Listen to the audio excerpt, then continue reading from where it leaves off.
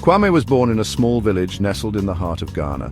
Life was simple, but resources were scarce. Kwame's family, like many others, struggled to make ends meet. He yearned for a better life, not just for himself, but for his loved ones too.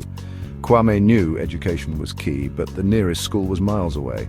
He walked for hours each day, his determination fueled by a burning desire to learn. Despite the hardships, Kwame excelled in his studies. He had a natural curiosity and a sharp mind. He dreamed of a brighter future, one where he could use his education to uplift his community. Kwame knew his path wouldn't be easy, but he was ready to face any challenge that came his way. One day, while walking home from school, Kwame noticed colorful beads scattered on the ground. He had a sudden flash of inspiration. Kwame remembered his grandmother teaching him how to weave intricate patterns with thread. He gathered the beads, his mind buzzing with an idea. Kwame spent hours that evening transforming the beads into beautiful bracelets. He incorporated traditional Ghanaian patterns, infusing each piece with cultural significance. The next day, he took his creations to the local market, his heart pounding with nervous anticipation. To his surprise, the bracelets were a hit. People were drawn to their unique designs and the story they told. Word of Kwame's talent spread like wildfire. Soon orders started pouring in from neighboring villages and towns. Kwame realized he had stumbled upon something special. He saw an opportunity to scale his business and reach a wider audience. With a mix of excitement and trepidation, Kwame decided to move to the bustling capital city of Accra. In Accra, Kwame's bracelets became a fashion statement. People from all walks of life, including celebrities and politicians, were seen sporting his creations. He opened a shop, hired local artisans, and his business flourished beyond his wildest dreams. Kwame had become a successful entrepreneur, living a life he had once only dared to imagine. Success brought with it a new set of challenges. Kwame found himself surrounded by new friends and endless invitations to lavish parties. He reveled in his newfound wealth, indulging in expensive cars, designer clothes, and extravagant vacations. The once humble boy from the village was becoming lost in the whirlwind of his success. He started neglecting his business, delegating responsibilities, and making impulsive decisions.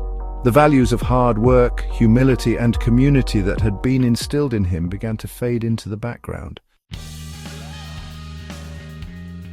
Section 5. The Fall.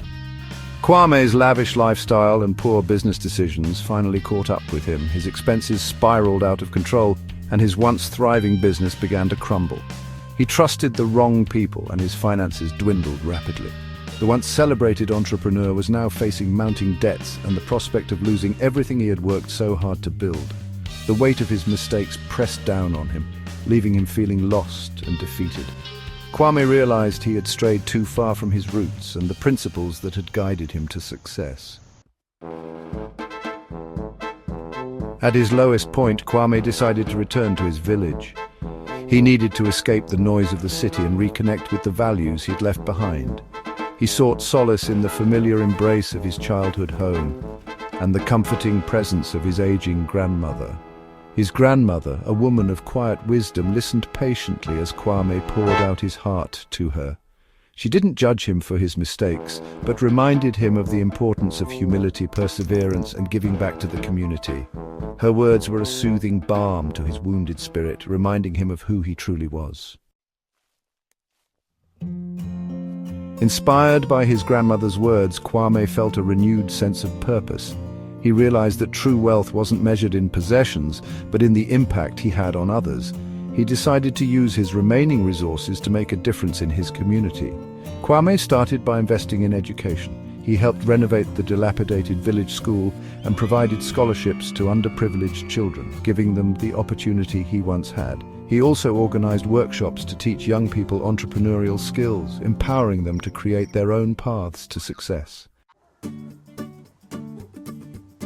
As Kwame dedicated himself to helping others, he rediscovered his passion for creating beautiful things. He started designing bracelets again, this time with a renewed sense of purpose.